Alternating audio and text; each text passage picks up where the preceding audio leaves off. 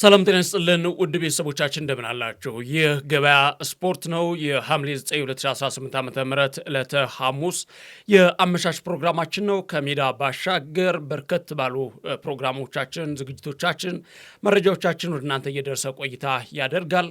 እናንተም አብራችሁን እንድትቆዩ የአክብሮት ግብዣችን ነው። በዋናነት ከዓለም ዋንጫው ጋር የተያያዙ ጉዳዮች አሉ፣ የዝውውር ዜናዎች አሉ፣ ቀጣይ የዓለም ዋንጫ የፍጻሜ ጨዋታ ምን ሊመስል ይችላል የሚሉትን ነገሮች እናነሳለን። እንደዚሁም ደግሞ ትላንትና ከተደረገው ጨዋታ ጋር ተያይዞ የግማሽ ፍጻሜ የእንግሊዝና የአርጀንቲና ጨዋታ ጋር ተያይዞ አዳዲስ ነገሮች አሉ። ከዛም ባሻገር የዝውውር መረጃዎች አሉ፣ በሂደት ላይ ያሉ የተጠናቀቁ የሚመስሉ አዳዲስ መረጃዎችም አሉ። ሌሎች ጉዳዮችንም እንደዚሁ እያነሳንን ቆይታ እናደርጋለን። እኔ መኮንን አልማውና እንደዚሁም ደግሞ ሮቤል አብርሃም መረጃዎችን ወደ እናንተ እያቀበልን፣ እንደዚሁም ደግሞ ተመስገን አብርሃም ካሜራውንና ቴክኒኩን እየተቆጣጠረ ከኛ ጋር ቆይታ ያደርጋል። አብራችሁን እንድትቆዩ የአክብሮት ግብዣችን ነው።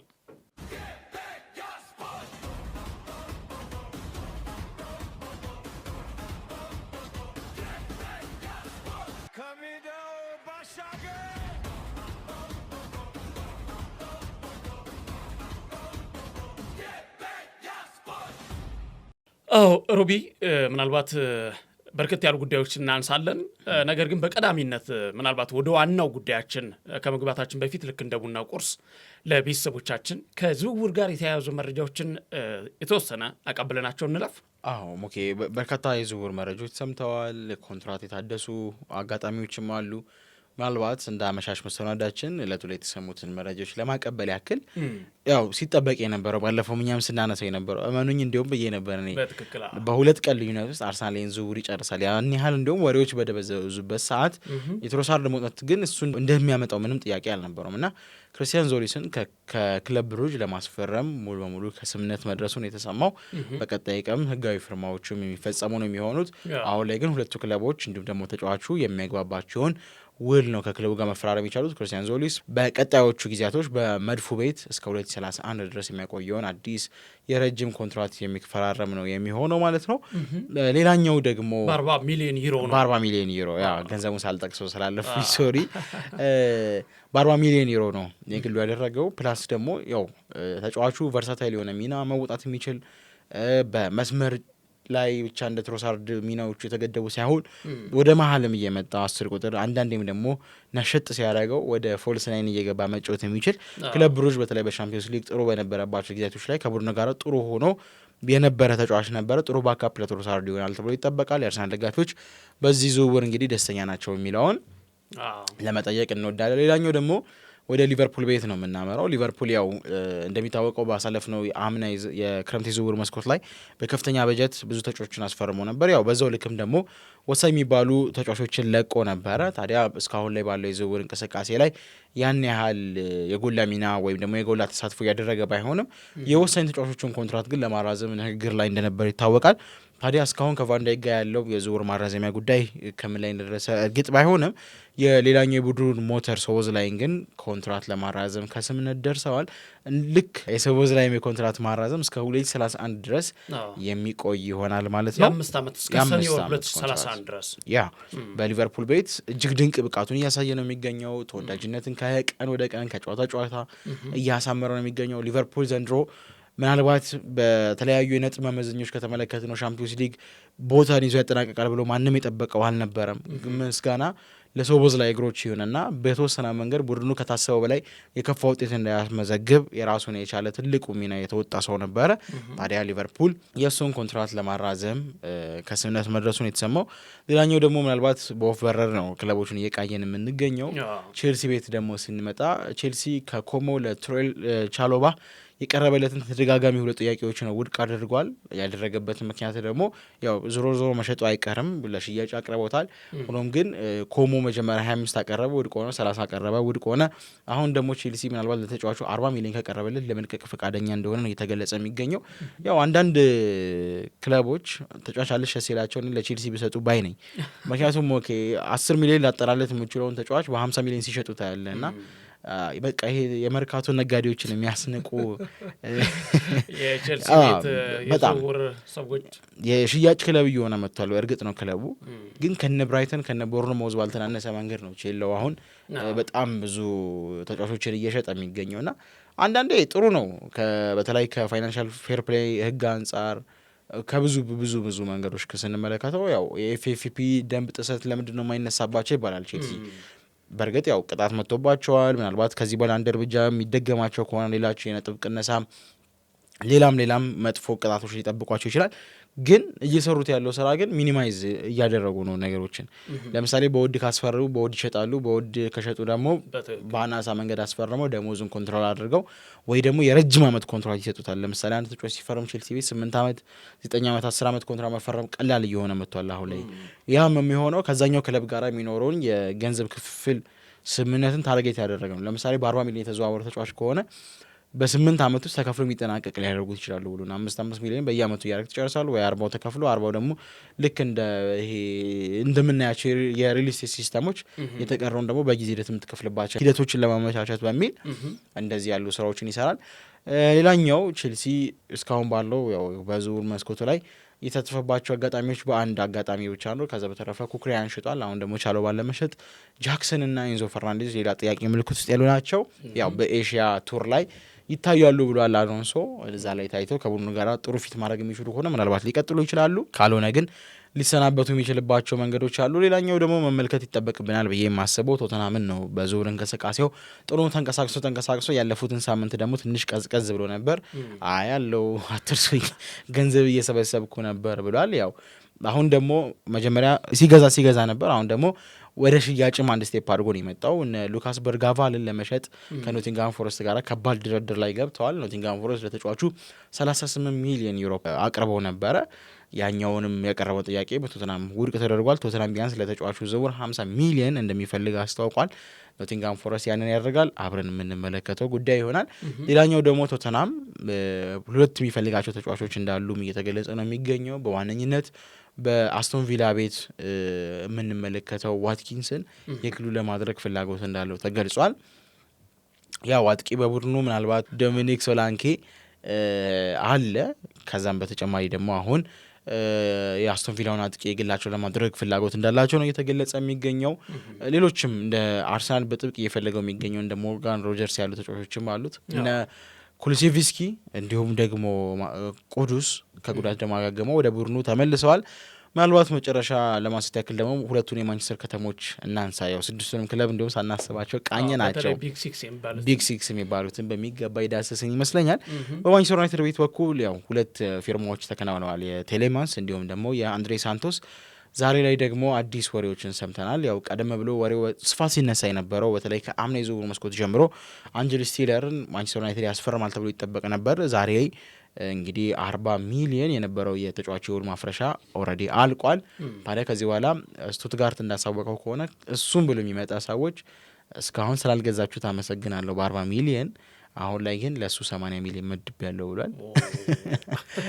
ማንቸስተር ዩናይትድ ደግሞ ዳግም የሚመለስ ከሆነ ለማንቸስተር ዩናይትድ 100 እንደሚሆን ምንም ጥርጥር የለውም። ኦኬ ሌላው ከቹዋሜኒ ጋር ተያይዞ ሲነሱ የነበሩ ጉዳዮች ነበሩ። ያው ቹዋሜኒ ወደ ማድሪድ ቤት የሚያቆየውን ተጨማሪ የ5 ዓመት ኮንትራት ለመፈረም ከስምምነት እንደደረሰ ተናግሮ ነበር።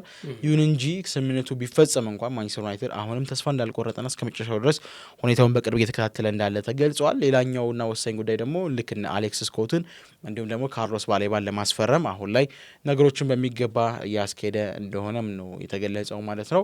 ከዛ ከፍላጎት ባለፈ ግን አሁን ላይ የኢኒዮስ ስራ ሰርፕራይዝ ማድረግ ስለሆነ ይህን እያወራን ባለበት ሰዓት ላይ ድንገት የሆነ መረጃ ሞቶ ሰርፕራይዝ እንዳያደርገን ያሰጋል። በውሃ ሰማዮቹ በኩል ደግሞ ማንቸስተር ሲቲዎች ያው ከሞላ ጎደል ፔፕ ጋርዲዮላ ዘንድሮ እንደሚለቅ ቀድሞ አውቆት የነበረ ይመስላል። በተለይ ለተተኪ ማለት ቡድኑን ፈርጊ የሚነሳባቸው አንድ ጥያቄ ነበሩ ሞኪ። እሱም ቡድኑን ሲለቁ ለተተኪው ለተተኪ አሰልጣኝ ያን ያህል ያንን ቡድን በስነስርዓት መጠቀም የሚያስችል አቋም አልነበረም። ስኮልስ ሌሎች ተጫዋቾች አርጅተው ደክመው የነበረበት ሰዓት ነበረ። ቡድኑም አብሮ ሲለቅ መንፈሱ ሙሉ አብሮ የለቀቀበት አጋጣሚ ነበር። ፔፕ ግን ያ እንዳይሆን ተተኪ ተጫዋቾችን ከዛ ከክለቡ ጋር አዳፕት አድርጎ በዋንጫ ይምን የአርሰናል የመጨረሻ ፉክክር ድረስ እንጂ ቡድኑን ወደ ዋንጫ ልምዱ ላሳደጎት መሄድ የሚችልባቸውን አጋጣሚዎች ፈጥሮ ነበርና ከሞላ ጎደል ለኤንዞ ማሬስካ ነገሮች ተመቻችተውለት ነው የተጠናቀቁት። አሁን ላይ ግን ልክ በሲቲ በኩል የምንመለከተው ሳቪኒዮን ለቶተንሃም አሳልፎ ለመሰጥ ከጫፍ እንደደረሰ ነው እየተሰማ የሚገኘው። ሳቪኒዮን በ70 ሚሊዮን ፓውንድ ለቶተንሃም አሳልፎ ሊሰጠው ነው። ቀደም ብዬ ቶተንሃም ላይ ያነሳዋለሁ ብዬ ነበር፣ ወደ ማንቸስተር ሲቲ ስገባ ተመለከትኩት። ሌላኛው ጃክ ግሪሊሽ ነው። በማንቸስተር ሲቲ በኩል ጃክ ግሪሊሽ ወደ እናት ክለቡ ተመልሷል። ታዲያ አሁን ላይ ደግሞ ለአረብ ክለብ ለመሸጥ በ80 ሚሊዮን ፓውንድ ድርድር ላይ እንዳለ የተገለጸው። አልሂላል ደግሞ የተጫዋቹ ፈላጊ ነው የተገኘው። አጠቃላይ ያሉት የዝውውር መስኮቶች ቶፕ 6 ክለቦች እነዚህን ይመለከታል። ባርሳና ማድሪድን ከተመለከትን አዲየሚን የሕክምና ምርመራውን በባርሳ ቤት አከናውነው ጨርሰዋል። ሪያል ማድሪድ ደግሞ ሌላ የመሀል ተከላካይ ለማስፈረም ፍላጎት እንዳለው መረጃዎች ወጥተዋል። እነዚህን ይመስላሉ።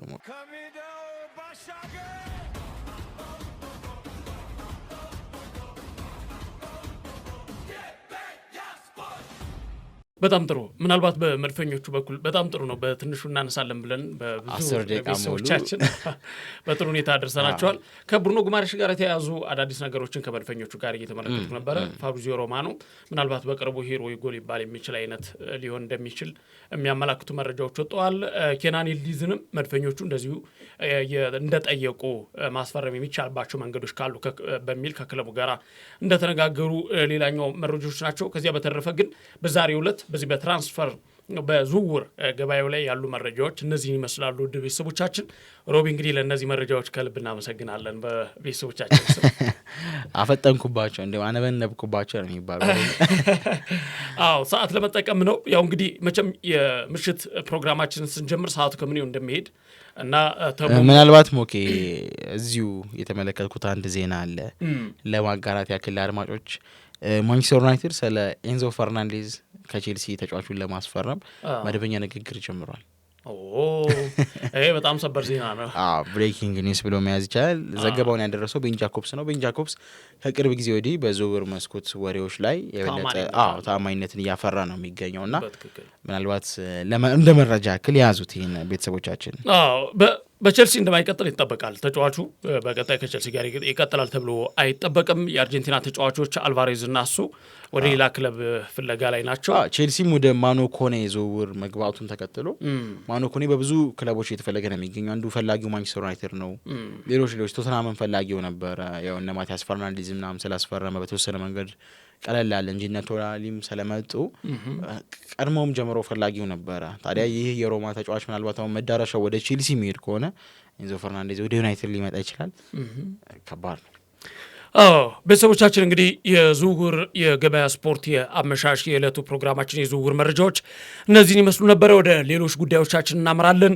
ትናንት ከተደረጉ ጨዋታዎች ጋር የተያዙ አዳዲስ ነገሮች እናነሳለን። በተለይ ደግሞ በትላንትናው በማለዳውና በኩለ ቀን ፕሮግራማችን ያልተካተቱ አዳዲስ ጉዳዮችን ጨምሮ እንደዚሁም ደግሞ ቀጣይ የፍጻሜ ጨዋታም ሊሆን ይችላል ማን ምን አለ የሚሉ ነገሮችን አጠቃላይ ከጨዋታው ጋር ተያይዞ የዓለም ዋንጫን የተመለከቱ ጉዳዮች እናነሳለን። ትላንትና በጨዋታው ጊዜ የተፈጠሩ አንዳንድ ነገሮች ነበሩ መነጋገሪያ የሆኑ ምናልባት ሮቢ እነሱ ነገሮች እናነሳለን። ጆርዳን ቢግፎርድ ዋተር ቦትል መነጋገሪያ ሆኖ የነበረ ነው። ዛሬ ሶሻል ሚዲያው ላይ ያልተሳካ እቅድ ያልተሳካ ፕላን ውሃ ቦትሉ ላይ የአርጀንቲና ሁሉም ተጫዋቾች ፔናልቲ የሚመቱበትን መንገድ ጨዋታው ወደ ፍጹም ቅጣት ምት ያመራል የሚል ግምት ነበራቸው መሰለኝ። ያንን ነገር አንድ የጎግል ኤአይ ሰርችም ጨዋታው ሁለታቸው ይጠናቀቅና ወደ ፍጹም ቅጣት ምት ያመራል አርጀንቲና 5-4 ታሸንፋለች ብሎ ገብቶ ነበር። ያንን ነገር ይመስላል። ሌሎች ግን ሁሉም 2-1 ይሸናነፋሉ ነበር የተባሉት። ስኬታማ የሆነው ግን አንድ ገማች ብቻ ነው። ሌሎቹ እሱ ብቻ ነው ስኬታማ የሆነ። ሌሎቹ በተቃራኒው እንግሊዝ 2-1 ታሸንፋለች ተብሎ ነበር። ግምቶቹ እንግዲህ ከሽፈው አብዛኛው የእንግሊዝ ላይ የነበሩ ግምቶች በሙሉ ነው የከሸፉት። እንግሊዛዊ ሆኖ ወይም በእንግሊዝ በኩል ያሉ ደጋፊዎች በሙሉ ሙሉ ለሙሉ ከሌሎች ኃይል እና ይሄ የስነልቦና ጨዋታ የታከለበት አስተያየት ሲሰጡ ነበር።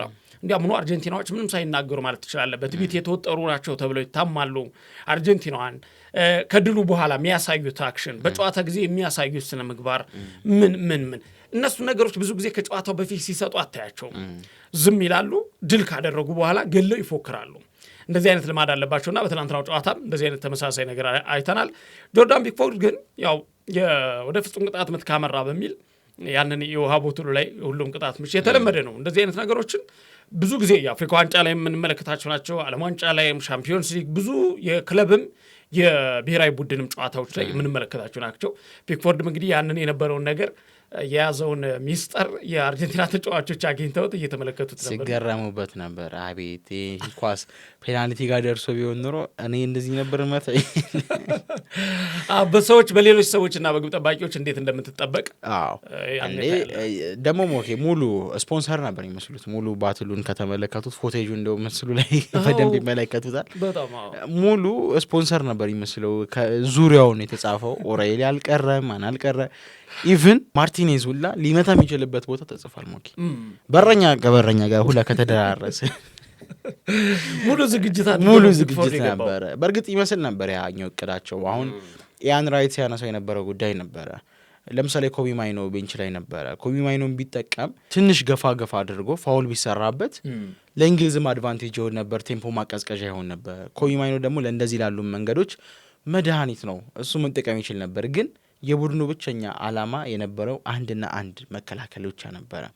ስለዚህ ዓላማ መከላከል ሲሆን ደግሞ እንደዚህ አይነት ያሉትን ብሩህ የሆነ ሀሳቦችን ከማሰብ ይልቅ ጨለማ የሆነ ሀሳቦችን መከላከል የሚባለውን ሀሳብን ከገባብንም ደግሞ እንዳይደገምብን አድርገን ወደ ፍጹም ቅጣት ምት እናመራለን የሚል ነበረ ብለዋል።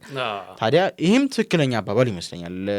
ለወሬያችን ትልቅ መንደርደሪያ መሆን የሚችል ይሄ ነው ብዬ አስባለሁ። ምክንያቱም ቱሄል በባህሪያቸው እንዲህ ባለ መንገድ ሲጫወቱ በስፋት አንመለከትም። ምናልባት በሻምፒዮንስ ሊግ ማንቸስተር ሲቲ እና ቼልሲ የተጫወቱት ያቺ የሃቨርት መታተኛ የመጨረሻ ሰዓት ጎል ካልሆነች በስተቀር በብዙዎች ዘንድ ልናውሰው የምንችለው ቱሄልን በቼልሲ ቤት በሰራው በባየር ሙኒክ ቤት በነበረው እያንዳንዱ አስደናቂ ቆይታ እጅግ ልዩ የነበረ ሰው ነበረ። ከቼልሲ ጋር ሻምፒዮንስ ሊግ ማሸነፍ ችሏል። በፕሪሚየር ሊግ የሚነበረው እያንዳንዱ ታክቲካል ዱዋሎችን ማሸነፍ የሚችልበት ሂደት ነበር እና ትናንትና እነ ዳንበርነን ሲያስገባ አጥቂ አውጥቶ እነ ኳንሳን ሲያስገባ እነቱ ይሄ እኛ የምናውቀው ቱሄል ነው እንድትል ያደረግ ነበር እና እሱም ከጨዋታው በኋላ ዛሬ ያልተለመዱ ቅያሬዎችን ያደረግከዋልም ያልተለመዱ ቅያሬዎችን ያደረጉ ስለተሸነፍኩ ነው እንደዛ ብላችሁ የጠየቃችሁኝ አለ። አሸንፌ ቢሆን ኑሮ ጀግና በቃ ይህን ቀይራ ሳክተሃል ነበር የምትሉኝ። በጣም ትክክል የሆነ ንግግር ትክክል ነው የተነጋገረው። ምክንያቱም ይህንን የቀየርኩት እኔ ያዋጣኛል ብዬ ነበር፣ አላዋጣኝም አለቀ። ቢያዋጣኝ ኖሮ ማናችሁ መታችሁ ላታወሩ ትችላላችሁ። ሳይ ቅያሬ በቃ ደፍሮ እንደዚህ ገባናን ነገር እንዴ ተከላክሎ አሸነፈ ነው የምትሉት፣ ግን ምንም ቢላለ አሸነፈ የሚል ታሰምሮበታላችሁ አለ። አሁን የጠየቃችሁኝ ስለተሸነፍኩ ነው። ስለተሸነፍኩ ደግሞ በቃ ተሸነፍኩ ነው። ለቀጣይ ተሻሽለ መምጣት ነው የሚጠበቅብን። በቂ አልነበርንም ማለት ነው። በቂ ስላልነበርና ክፍተት ስለነበረብን ወደ 5 ተከላካይ የሄድኩት የሚል አስተያየት ሰጥተዋል። በቂ አልነበርንም ብለዋል እና ያው ባለፈውም ጀምሮ ሲያነሳው የነበረ ጉዳይ ነበር። ቱሄል እያሸነፈ በመጣበት ቁጥር ሁሉ ሲነሳው የነበረው አንዱ ጥያቄ ምንድን ነበረ? ቡድኑ ላይ ደስተኛ እንዳልነበረ በተደጋጋሚ ይናገር ነበር ሚዲያ ላይ እና ክፍተቶች እንዳሉ እነ ጋሪ ኔቭልም ከጨዋታው በኋላ በጣም ብዙ ነገሮችን ሲያነሱ ነበረ። ቱሄል ላይም ሲተቹት ነበረ። ፕላስ ደግሞ ጋሪ ኔቭል አንድ ንግግር ተናግሮ ነበረ እና ሮሜሮ ትንሽ ፈገግ ያደረገ አስተያየት ሰጥቶ ነበር። ሞኬ ጋሪ ኔቭል ምን አለ? ቱሄል ግን ምን አስበው ነው ጀና የረባ ተከላካይ እንኳን የሌላትን ትንሽ ጃስ ብንላቸው የሚደነግጥ ተከላካይ እያላቸው አርጀንቲና ለመከላከል የወሰነው ኑ አጥቁኝ ያለው እኮ የማይረባ ተከላካይ ያላትን አርጀንቲና ነው ለምን ብሎ ተናገረ ጋሪ ኔቭል። ሮሜሮንና የማርቲኔዝን የዓለማችን አስቀያሚው ጥምረት ምርጡ አስቀያሚ ጥምረት እንደዛ ብሎ ነበር ስያሜም ተሰጥቶታል። ከዛ ሮሜሮ ምን ብሎ መለሰው? ወይ ፈጣሪ ወይ ጫማዬን ስሰቅል እንደ ጋሪ ኔቭል ደደብ እንዳልሆነ አድርገኛለ። ትክክለኛ ምላሽ ነው የመለሰለት። አንዳንዴ የእውነት በጣም ያስቅ ማለት ብዙ ጊዜ ጋሪ ኔቭል የሚሰጣችን አስተያየቶች አይተህ ከሆነ ሌሎችንም አሁን ስኮልስን ብዙዎችን ብታይ ጫማ ከሰቀሉ በኋላ ጭንቅላታቸውንም አብረው ነው እንደሚሰቅሉት ምናምን የሚያስብሉ አስተያየቶች አሉ። የእውነቴን ነው የምልህና ማለት ቤተሰቦቻችን ራሱ የሚሰጡ አስተያየቶችን የሚጠቅማቸው መሆን አለባቸው። መነጋገሪያ ለመሆን ከፈለክ ወይ እንደ ኢብራሂሞቪች ወይ ደግሞ እንደ ሞሪኖ እንደ ጆዜ ሞሪኖ እንደዚህ አይነት ቢያንስ ፈገግ የሚያስብልህ የሚያስደስ ኧረ እንደው ይሄ ሰውዬ አወዛጋቢ የሆነ ሰውዬ ብለህ የምታልፍበት በጣም ልክ ያልሆነ ዘግናኝ የሆኑ የማይጥሙህ ፈገግ የማያስብሉህ የማያስብሉህ አስተያየቶች ጭፍን የሆኑ ከጥላቻ የመነጩ እና ያው ቃሉ ጥሩ አይደለም ግን ከድድብና የሚመነጩ የሚመስሉ ነገሮች አሉና ጫማቸውን ሲሰቅሉ እነዚህ ሰዎች አብረው ነው እንዴ ይባል ነገር አለ። ካዝሜሮን እኮ እግር ኳስ ሳተው ዋክተዋት ለእግር ኳስ ትታለች በቃ ኦሬዲ እየተወች ነው። ስለዚህ አሁን ከናካቴው ሳተው በፊት ቀድመተዋት ብለው ነገሩትና ጭራሽ የበለጠ ሞቲቬት አደረጉት። በቃ ተነሳሳም ካዝሜሮ በርግጥ የዛን ሰሞን ላይ በተወሰነ መንገድ ያው ውፍረትም ነበረው ሌሎች ነገሮችም ያጫወቱት አልነበረም። ያው አንዳንድ ጉዳት ላይ ስትቶ ምናምን በጣም ተቀልበ ስለምትመጣ በትክክል የበለጠ ተጠቃሚ ነው የምትሆነው ትንሽ ወፈር ብለህ ስለምመጣ። በቅርብ ግን ይቅርታ ጠይቋል። አንዴ ይቅርታ ተጠየቀዋል። የዘንድሮ ችሎታው እኮ ሞኬ ዩናይትድ ደጋፊ ዋን ሞሪየር እያለ እኮ ነው ሲዘምርለት የነበረው። ካስሜሮ እንደዛ በክብር ነው የወጣው። እንደዚህ ያለ እንትን ሲሆን ደስ ይላል። በፐርሰናል ላይፍህም እንደዚህ አይነት ነገር ሲሆን ደስ ይላል አይደለም? ቃዩን ተሰድበ ከዛ አሳመነ ሃሪ ማጉዌር። አሁን ደስ የሚለው ነገሩ ያ ነው። በጣም ያልተባለው ነገር የለም ነበረ ሃሪ ማጉዌር።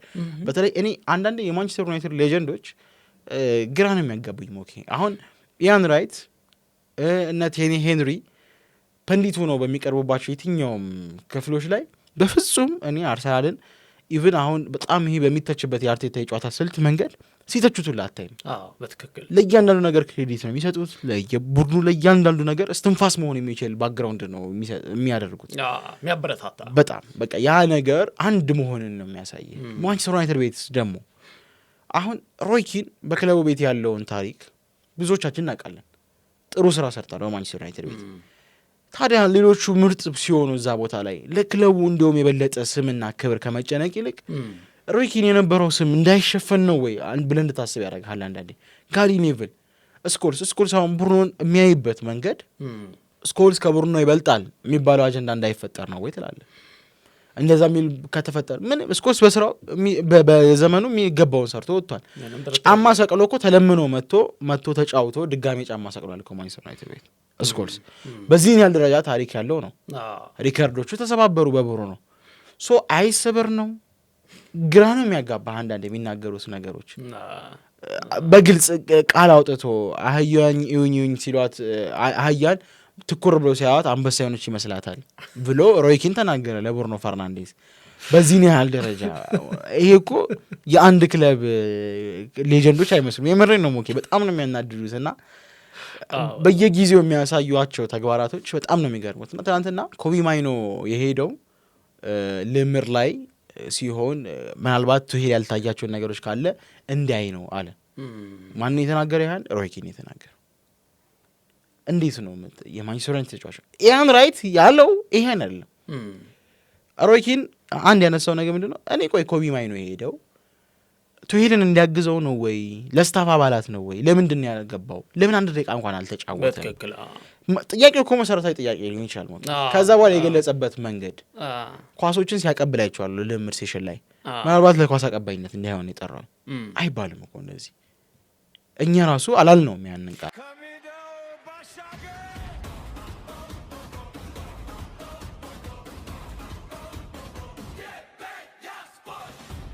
ምን መሰለህ እነሱ ጋር ትልቁ ችግር እኔ የማየው ብዙ ጊዜ የማየው በአስተያየቶቻቸው ትክክለኛ የሆነ አስተያየት እንኳን ተነስቶ ትክክለኛ በሆነ አገላለጽ አይደለም የሚገለጸው። አሁን ትልቁ ነገር ችግሩ እሱ ጋር ነው። መባል ባለበት መንገድ ሳይሆን መባል በሌለበት። አሁን አንድ ነገር ከቅንነት አይተህና ከቅናት አይተህ ስትገልጸው ልክ ያንን መንገድ ነው የምታይበትና በትላንትናው የዓለም ዋንጫ ምናልባት ከቶማስ ቱሄል ጋር ተያይዞ ሲሰጡ የነበሩ አስተያየቶች ያው በቶማስ ቱሄል በኩል የተመለሱ ምላሾች እንዳሉ ሆነው በእነሱ በኩልም ሲሰጡ የነበሩ አስተያየቶች ግን በተመሳሳይ ከፖዚቲቭ ይልቅ ኔጌቲቭ ከዛ በፊት ከጨዋታ በፊት የነበረው ነገርና ከጨዋታው በኋላ ያለውን ነገር ሳይው ሰማይና መሬት አይነት ነገር ነውና አንዳንዴ እንትኑን ማየት አለብህ። አሁን ቶማስ ቱሄል ነው አሰልጥኑ ነው ያለው። እዛው ናችሁ ቁጭላችሁ አትለፍልፉ ነው አሰልጥኑ ያዙትና ብሔራዊ ቡድን ዋንጫ ብሉት መልቀቅ ካለብኝ ይለቃለሁ ነው ያለው። እውነታውንም ሲናገር ያለውን እውነት ሊዮኔል ሜሲን ምናልባት ጉንፋን እንዲያመው እመኛለሁ። እሱን ማስቆም እንዴት እንደሚቻል አላውቅም። ይሄ ነገር በቃ ይሄ የተቃራኒ ተጋጣሚውን ሁላ ትሁት የሚያደርግልህ ነገር አሁን ብዙ ጊዜ ቃላት መወራወር ነው። እርግጠኛ ነን እንደዚህ እናደርጋለን፣ እንደዚህ እንሆናለን፣ እኛ እንደዚህ ነን፣ እኛ እንደዚህ ነን።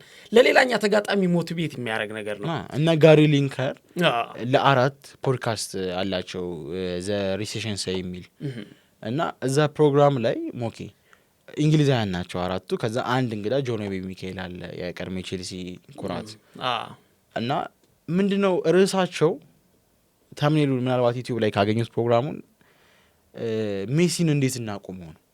ኦኬ ለካውን አንተ ስላነሳህልኝ ነው። እንግሊዛውያን ናቸው ከጨዋታው በፊት ነው ትናንትናና ሜሲ እንዴት ሊቆም ይችላል? ክፍት ነው ለሁሉም ኮሜንት ማድረግ የሚችልባቸው መንገዶች አሉ። ከዛ የሆነ ሳለ ኦቢ እንግዳ ነው ረስተውታል። ሞኬ እንዲህ ቢሆን እኮ እንደዚህ ይሄ ቢሆን እንደዚህ ክርክር ላይ ጀመሩ። ክርክራቸው በቃ እንደዚህ ቢሆን እንደዚህ ይቆማል፣ እንደዚህ ቢሆን እንደዚህ ይቆማል አለ። ከዛ ከጨረሰ በኋላ ጆሮቤ ሚካኤል አለ ጨረሳችሁ አለ።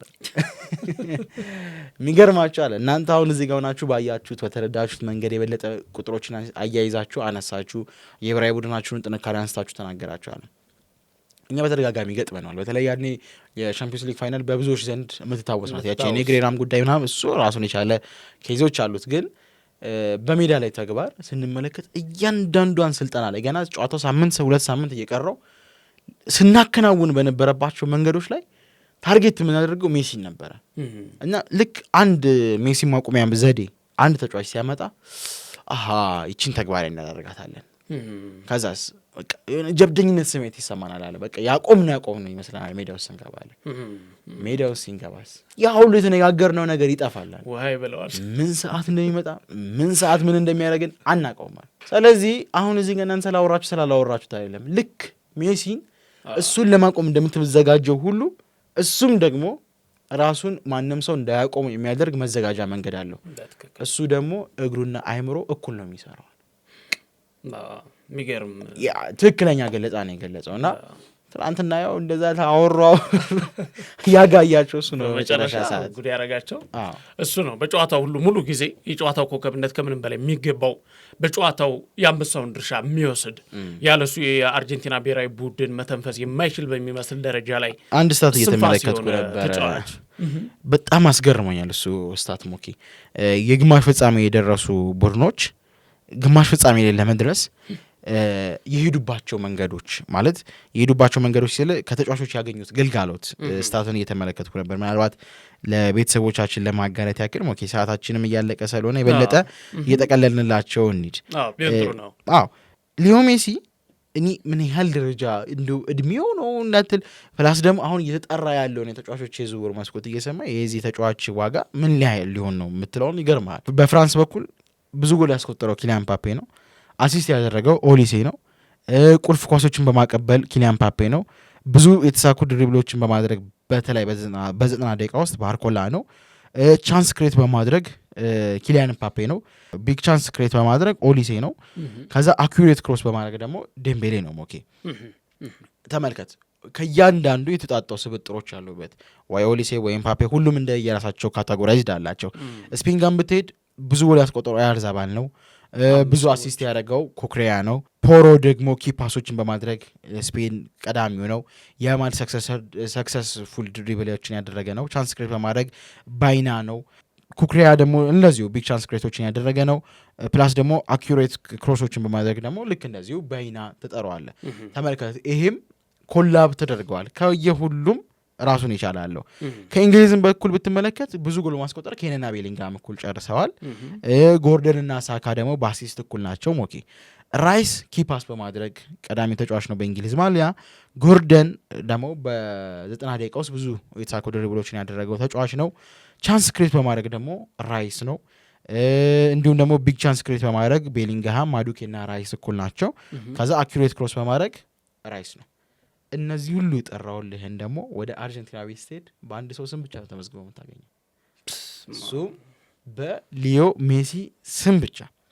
በሊዮ ሜሲ ጎል ነው፣ አሲስት ነው፣ ኪፓስ፣ ሰክሰስፉል ድሪብል ነው፣ ቻንስ ክሬት ነው፣ ቢግ ቻንስ ክሬት ነው፣ አኩሬት ክሮስ። ሞኬ በምን ቃል እንደሚገለጽ ከባድ ነው። ትናንትና ብቻ በጨዋታው ላይ 9 የተሳኩ ድሪብሎችን አድርጓል። ክርስቲያኖ ሮናልዶ እስካሁን ድረስ በታተፈባቸው ዓለም ዋንጫዎች ላይ በተለይ ከ2010 ወዲህ ባሉት 4 ዓለም ዋንጫዎች ላይ ያደረገው ድሪብል ቶታል 8 ድሪብል ነው። ከ2010 ወዲህ ባሉት ዓለም ዋንጫዎች ላይ ማለት ነው 8 ድሪብል። ሊዮ ሜሲ ትናንትና በተደረገው ጨዋታ ላይ ብቻ 9 ድሪብሎችን አድርጓል የተሳኩ። ምን ያህል በአንድ ጨዋታ ነው የሚል በግማሽ ፍጻሜ ታሪክ ደግሞ በተለይ ኦፕታ ዳታዎችን መመዝገብ ከጀመረበት ጊዜ ደግሞ ከ1966 ወዲህ ባሉት በተመዘገቡት ታሪኮች በግማሽ ፍጻሜ ጨዋታ ላይ ብዙ የተሳኩ ድሪብሎችን አድርጎ ፕላስ ደግሞ 2 አሲስት ያደረገ ተጫዋች የለም በታሪክ ከትላንትናው ሊዮ ሜሲ ውጪ። አስገራሚ ቁጥር ነው። ምናልባት ስለሱ ክፍለ ዘመናት የሚወሩለት በታሪክ የማይረሳ የማይዘነጋ የታሪክ መድሉን አቧራ የማይወርሰው ዘላለም የዓለም ሕዝብ የሚያወሳለት ሰው ነው እና እሱ ጫማ የሰቀለ ጊዜ ዓለም ምን እንደሚሆን ምናልባት ብዙዎች ጫማ እንዳይሰቀል እየጸለዩ ያሉበት ሁኔታ ነው። እኛ ይህን ማይካችንን ቶሎ እንስቀል እንጂ ካለን ሰዓት አንጻር ምናልባት በጣም የበዛ ቆይታ ልናደርግ እንችላለን። ነገር ግን ሰዓታችንን ተጠቅመን በዚሁ ለመቋጨት እንገደዳለን።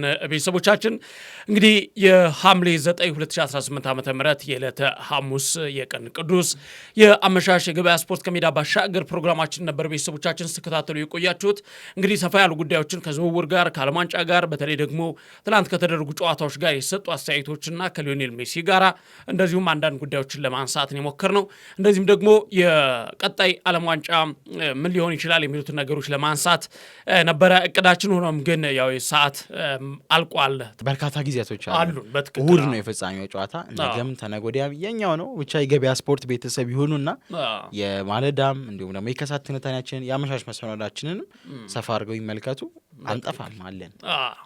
ስለዚህ ያው ለሰዓቱ በዚሁ ነው ምንቋጨው። ነገር ግን ቀሪ እስከ እሁድ ድረስ የዓለም ዋንጫን ሊዮኔል ሜሲን እንደዚሁም ደግሞ ስፔንና አርጀንቲናን የተመለከቱ እያንዳንዳቸውን የብሔራዊ ቡድን ተጫዋቾችን የተመለከቱ መረጃዎችን በዚሁ በገበያ ስፖርት ከሜዳ ባሻገር ፕሮግራማችን በጠዋት በእኩለ ቀን በማታ ዝግጅቶቻችን በሰፊው የምናስቃኛቸው ይሆናል። ሌሎችን ተጨማሪ መረጃዎችን ጨምሮ ማለት ነው። ነገር ግን የዕለቱን የምሽት ፕሮግራማችንን በዚሁ ለመቋጨት እንገደዳለን። አብራችሁን ስለነበራችሁ ከልብ ነው የምናመሰግነው። የመኮንን አልማውና ሮቤል አብርሃም ፕሮግራሙን እየመራን መረጃዎችን ወደ እናንተ እያደረስን ቆይታ አደረግን። ተመስገን አብርሃም ደግሞ ካሜራውንና ድምፁን እየተቆጣጠረ ቆይታ አድርጓል። እናንተም አብራችሁን ስለነበራችሁ ከልብ ነው የምናመሰግነው። ሰላም ደሩ። የነገ ሰው ይበለን። በማለዳ ዝግጅታችን ድጋሚ እንገናኛለን።